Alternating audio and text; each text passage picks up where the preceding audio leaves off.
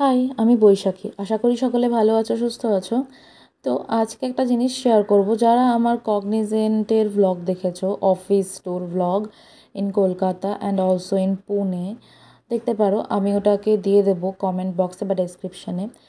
তো I think তোমরা IT নিয়ে খুব ইন্টারেস্টেড। তো আইটিতে কিন্তু একটা টিসিএস যেটা এসছে 35 days বেঞ্চ পলিসি, এটা টিসিএসের জন্য নতুন। কারণ টিসিএস ছিল মানে ওটাকে লোকে গভর্নমেন্ট অফিস হিসেবে দেখতো টিসিএসকে বা টাটাকে।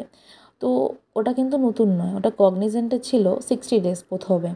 তারপর কগনিজেন্ট ওটাকে 45 days করেছে, 45 থেকে 35-এ নেমে এসছে। তো বেসিক্যালি দ্য থিং ইজ কি, বেঞ্চে কী হয়, বেঞ্চ মানে ভয়ের কিছু না।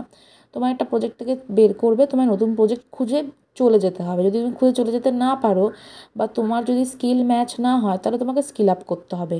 বাট এর জন্য তো কোম্পানি তোমাকে সময় দেবে, যেটা কিনা আগে 6 বছর, এক বছর ছিল, 6 মাস 1 বছর ছিল।